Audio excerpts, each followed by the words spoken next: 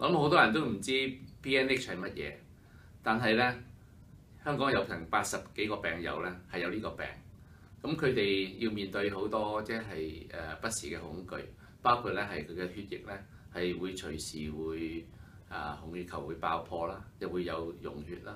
咁亦都係可能咧係有其他嘅併發症，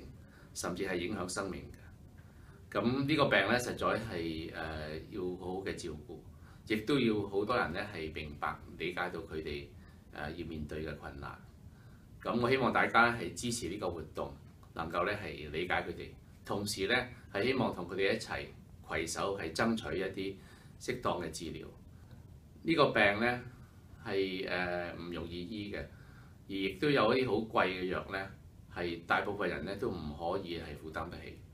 而政府咧亦都未必短期內咧係可以支援到呢啲嘅藥，所以我希望大家一齊咧係攜手幫助佢哋，協助佢哋咧一齊同有關嘅藥廠一齊嚟協商，希望能夠咧係爭取到佢哋可以用嘅藥。